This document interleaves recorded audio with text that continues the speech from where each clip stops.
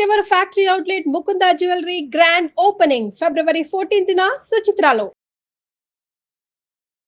మహాశివరాత్రి శుభాకాంక్షలు రమ్మగారు.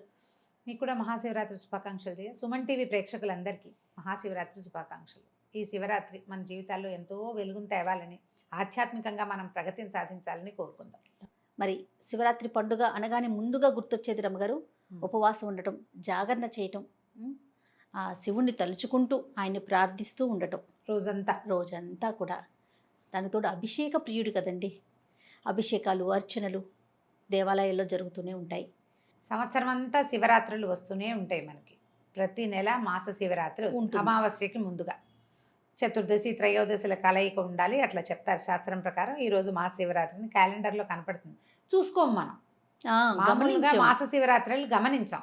దేవాలయాల్లో, శివాలయాల్లో మాస శివరాత్రికి అభిషేకాలు చేస్తారు ప్రత్యేకంగా. ఆర్ద్ర నక్షత్రం పరమేశ్వరుడి నక్షత్రం కాబట్టి ఆ రోజున సోమవారాలు, తర్వాత ఈ మాస శివరాత్రి విశేషంగా ప్రతి శివాలయంలో, చిన్న శివాలయం నుంచి ప్రతిష్ట ఉన్న ప్రతి శివాలయంలోనూ, తర్వాత మహాశివ జ్యోతిర్లింగాలు అన్ని చోట్ల పెద్ద పెద్ద దేవాలయాల్లో కూడా చేస్తారు. మనకి ప్రత్యేకంగా సామాన్య జనానికి తెలిసిందంటే ఇది మహాశివరాత్రి నాడు.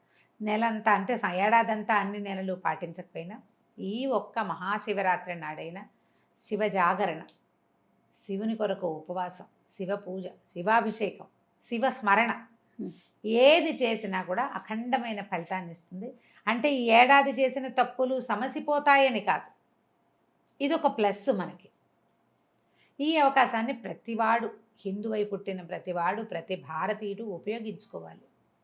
పర్వదినాలు మనకు వస్తూనే ఉంటాయి. అవునండి, ఎన్నో పర్వదినాలు. మనం కొన్నిటిని వదిలేస్తాం, కొన్నిటిని చేస్తాం. మా ఇళ్ళల్లో లేదు, మా ఊళ్ళో లేదు, మా వైపు ఆచారం కాదు, ఇది క్యాజువల్గా వెళ్ళిపోయేది, ఇలా భావించి వదిలిపెట్టేస్తాం. కానీ మహాశివరాత్రి మాత్రం భారతదేశం అంతా జరుపుకుంటారు. అన్ని జ్యోతిర్లింగాల్లోనూ, జ్యోతిర్లింగ దేవాలయాల్లో భారతదేశంలో ఉన్న ప్రతి శివాలయము శివనామస్మరణతో మారుమోగిపోతూ ఉంటుంది. ఈ ఒక రోజైనా మనం పరమేశ్వర ప్రీత్యర్థం శివనామ స్మరణ చేస్తూ, శివ ప్రీత్యర్థం ఇతరులతో కొట్లాటలు లేకుండా, గొడవలు లేకుండా, ప్రశాంతమైన మనసుతోటి, భగవత్ ప్రార్థనతోటి ఈ పర్వదినాన్ని జరుపుకుంటే ప్రశాంతంగా ఉంటుంది. మాఘం వెళ్ళిపోతే ఇంకా పుష్యం వచ్చిందంటే ఎండలు మండట మొదలు పెడతాయి. శివరాత్రితోటి శివ అని చలి పారిపోతుందని చెప్పుకుంటాం. అన్ని చోట్ల నుంచి చలి తగ్గిపోతుంది, ఇక వేడెక్కడం మొదలు పెడుతుంది. ఇక్కడి నుంచి ఈ ఉపవాసం, ఇవాళ చేసిన జాగరణ, ఇవి మనకి అత్యంత ఫలితాన్ని ఇస్తాయని భావించి శివరాత్రి జరుపుకుంటాం. ఈ రోజునంటే ఈరోజు శివపార్వతుల వివాహం అయిందా, శివుడు ఈరోజు జన్మించాడా, ఎందుకు మహాశివరాత్రి అనేది ఎప్పుడు ఏటా వచ్చే ప్రశ్నే. మళ్ళీ కొంతమంది నన్ను మెసెంజర్లు అడుగుతున్నారు కూడా, శివరాత్రి ఎందుకు ప్రత్యేకమని. మామూలుగా మనకి ఎప్పుడు శివుడు ఉంటాడు. ప్రపంచం లయమైపోయినప్పుడు కూడా శివుడు నిత్యుడు, శివుడు నిరంతరము ఉండేవాడు. అయితే ఈ రోజున తన స్వరూపాన్ని అగ్నిస్తంభ రూపంలో ఆయన చూపించాడు. ప్రళయకాలంలో మామూలుగా సృష్టి స్థితి లయకారకులు ముగ్గురు బ్రహ్మ విష్ణు మహేశ్వరులు మన కథ నడిపిస్తూ ఉంటారు. అవును, ఆయన సృష్టిస్తాడు, ఈయన పెంచి పోషిస్తాడు, మూడో ఆయన లయం చేస్తాడు, మళ్ళీ పుట్టక్కకి మళ్ళీ సృష్టికి మొదలవుతూ ఉంటుంది. ఇట్లా జరుగుతూ ఉంటుంది. ప్రళయకాలంలో ఏమవుతుందంటే అంతా కూడా కలిసిపోతూ ఉంటుంది. ఆ కలిసిపోయే క్రమంలో ఈ సృష్టి స్థితికారకులు కూడా ఒక ఉద్వేగానికి, ఒక వేరే రకపు ధోరణికి, అంటే ప్రళయానికి సూచన అన్నమాట. అప్పటి వరకు పరమప్రశాంతంగా ఇదంతా నడిపే వాళ్ళు కూడా నేనంటే నేననే భావనలు వచ్చేస్తాయి. అంటే లయం అయిపోయే ముందు వచ్చే ఉత్పాతం అన్నమాట అది. నేనంటే నేనని వాళ్ళిద్దరూ వాదులాడుకున్నారు, బ్రహ్మ విష్ణువు. నేనే ప్రపంచాన్ని నిర్మిస్తున్నాను, నేనే నిత్యుండని బ్రహ్మ, ఇదంతా నడిపేవాడిని నేనే కాబట్టి నేనే నిత్యుండని, నేనే గొప్ప అని విష్ణువు. నువ్వు నా గర్భంలో నుంచి జన్మించావు, నా నాభికమల నుంచి జన్మించిన వాడివి, నువ్వు నాకంటే ఎక్కువ ఎట్లా అవుతావు, పుత్ర సమానుడివి కదా, నా నుంచి జన్మించిన వాడు కుమారుడు కదా అని ఆయన. నా వల్లే ఇదంతా మొదలైంది, వేదాలవి నా చేతిలోనే ఉంటాయని బ్రహ్మ వీళ్ళిద్దరూ వాదులాడుకున్నారు. యుద్ధానికి కూడా సమకట్టారని కొన్ని పురాణాలు, శివపురాణంలో అక్కడ చెప్పబడుతుంది. అయితే వీళ్ళు యుద్ధానికి చేస్తున్నప్పుడు వీళ్ళిద్దరి మధ్యలో ఉన్నట్టుండి అగ్నిస్తంభం ప్రత్యక్షమైంది. నిత్యులు వీరు కాదు, మహేశ్వరుడే నిత్యుడు. వీరిద్దరూ తక్కువ అని కాదు, వీరు లయమైపోయి మళ్ళీ వస్తారు. కానీ మహేశ్వర స్వరూపం నిత్యమైనది. ఇప్పుడు లయకారకుడైన శివుడు అని చెప్పడానికి వీల్లేదు. నిత్యమైన మహేశ్వర స్వరూపం ఉంటుంది. అది ఆదిశక్తితో కలిసి వాళ్ళిద్దరూ కలిసి ఉంటారు. శివశక్తి సమ్మేళనమే ఆదిపరాశక్తి. ఆమెలో ఉండే శివుడు నిత్యుడు. ఈ స్వరూపంగా మనకి కనపడి కైలాసంలో కనిపించి లయకారకుడని మనం భావించే ఆయన బ్రహ్మ విష్ణువులతో పాటుగా వెళ్ళిపోయి మళ్ళీ వస్తారు. మహేశ్వరుడు స్వరూపాలు ప్రత్యేకమైన ఉన్నాయి. ఈ సదాశివుడైన పరమేశ్వరుడు ఇక్కడ అగ్నిస్తంభ రూపంలో ఉద్భవించాడు. ఎంత జ్వాలాలింగం అన్నమాట అది. మండిపోతోంది. పైనుంచింది పైకి చూస్తే పైన కనపడుతుంది, కింద చూస్తే కింద కనిపిస్తుంది. అప్పుడు వాళ్ళకి ఉద్బోధ వచ్చింది. దీని ఆద్యంతాలు కనుక్కుంటే ఇది ఎక్కడ పుట్టింది, ఎక్కడికి వెళ్తోంది, అది కనుక్కున్న వాళ్ళు గొప్పవారు, వాళ్ళు అధికులు. ఇప్పుడు ఇదొక పామర భావం, నువ్వు గొప్ప నేను గొప్ప అనేది దైవభావం కాదు. అవును, దైవికమైన దైవీభయ భావాలు అవి కావవి. ఈ ప్రళయకాలంలో దైవశక్తులకు కూడా ఇలాంటి ఒక పామరత్వం వస్తుందని చెప్పటం అన్నమాట. అయితే వీళ్ళిద్దరూ ఏమనుకున్నారు, చెరో స్వరూపంలోనూ బయలుదేరారు. మహావిష్ణువు వరాహావతారం దాల్చి భూమిని చీల్చుకుంటూ కిందకెళ్ళాడు. ఎక్కడుంది దాని ఆది తెలుసుకోవటం కోసం ఆయన వరాహావతారంతో తొలుచుకుంటూ కిందకి వెళ్ళిపోయాడు. బ్రహ్మ హంస రూపంలో పైకి ఎగిరాడు. ఆయనకి తెలియలా, ఈయనకి తెలియలా, వెళ్ళిన కొందికి ఉంటూనే ఉంది. విసిగిపోయిన బ్రహ్మదేవుడు ఎవరైనా నేను చూశానని చెప్పడానికి సాక్ష్యం దొరుకుతారేమో అని చూశారు.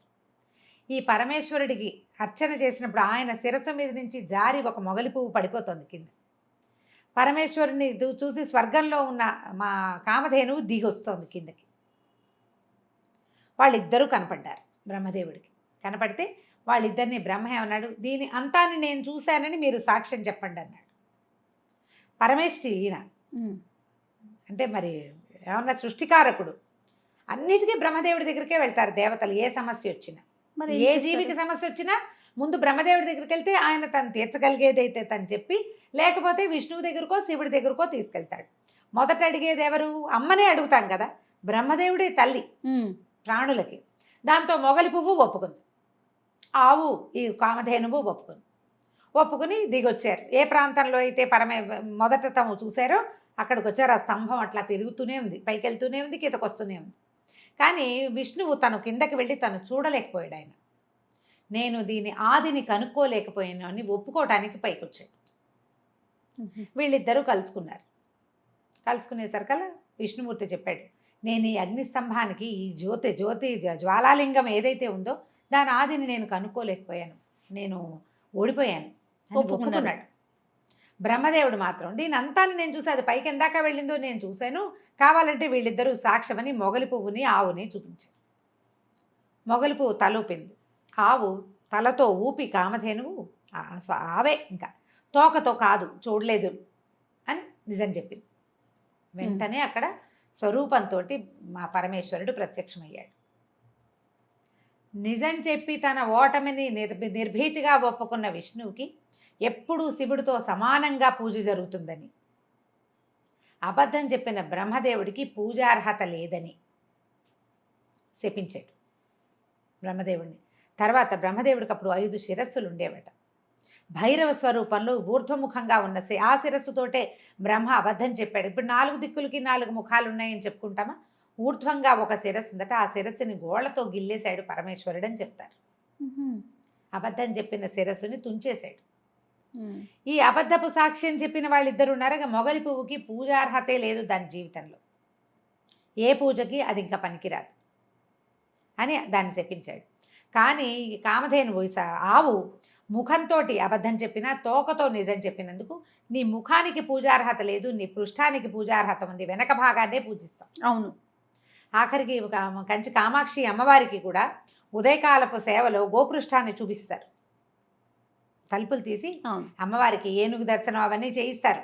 ఏనుగు అశ్వం సేవలు అందిస్తారు కదా, అప్పుడు ఆవుని నిలబెడతారు ఆమె వైపుకి. పొద్దునే శుభ లక్షణాలు చూసి తలుపు తీస్తారనమాట. అంతటి పూజార్హత ఆవు యొక్క వెనక భాగానికి ఇచ్చారు. ఆ వెనక భాగం నుంచి వచ్చేటువంటి పురీషము అవి కూడా ఆ మొత్తం పంచగవ్యాలు మహాద్భుతమైనవి.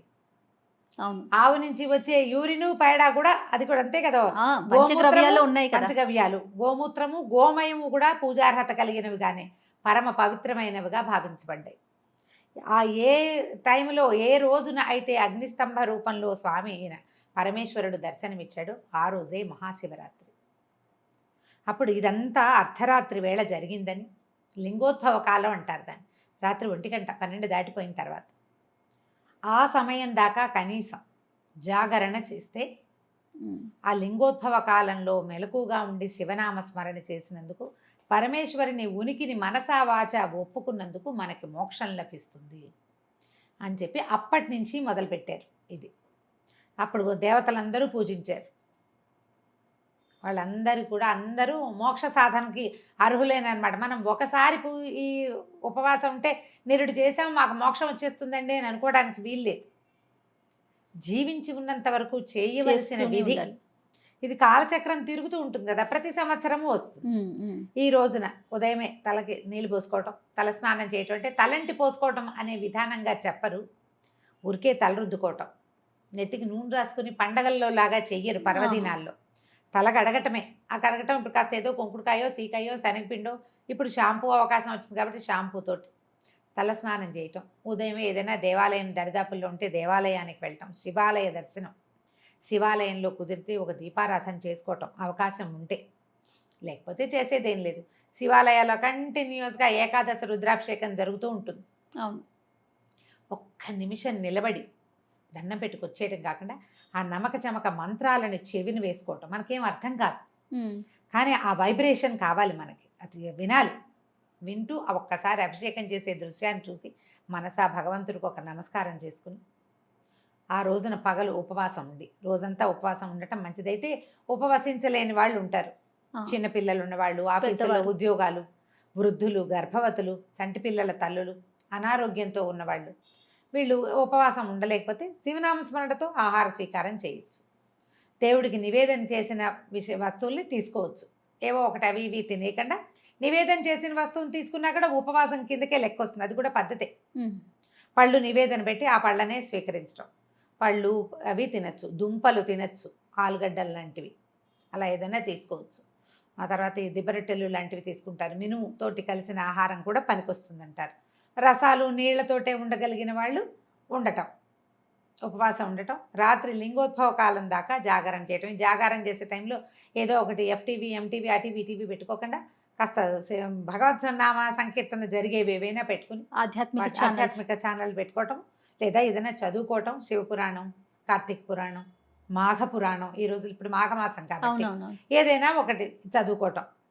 ఇందులో ఈ హడావిళ్లలో మనం గొడవలు, ఇబ్బందులు, పోట్లాటలు వాట్లలోకి దిక్కండా ఉండటం. సాధ్యమైనంత కొంచెం మౌనాన్ని ఆశ్రయించి, పూర్తి మౌనం అని చెప్పటం లేదమ్మా, నేను మౌనం పట్టమన్నానని మాత్రం అనుకోకండి.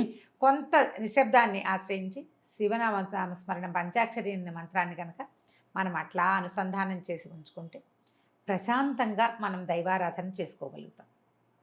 దీనివల్ల రాగల రోజులో మరింత ప్రశాంతంగా ఉండేందుకు అవకాశం ఉంటుంది. ఏటా వస్తుంది శివరాత్రి.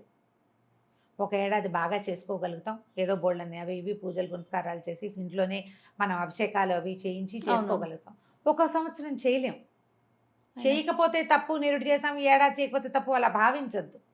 ఎప్పటికి ఏది కుదిరితే నామస్మరణ వదలద్దు. కనీసం కలియందు నామస్మరణే ముఖ్యమని చాలా చోట్ల చాలామంది పెద్దవాళ్ళు ఎన్నో గ్రంథాల్లో చెప్పారు. నామస్మరణ చేసుకున్నా సరిపోతుంది. అభిషేకం చేసుకోగలిగినా, అభిషేక దర్శనం చేసుకోగలిగినా, తీర్థం తీసుకోగలిగినా, ఎవరైనా స్నేహితులలో అభిషేకం జరుగుతుంటే అక్కడికి వెళ్ళి నమస్కారం చేసుకున్నా కూడా మంచి ఫలితాలే లభిస్తాయి. శివనామస్మరణే ఇంపార్టెంట్. ఈ రోజుకి కుదిరినంత శివార్చన చేసుకోండి. తప్పకుండా రమ్మగారు. నమస్తే. నమస్తే.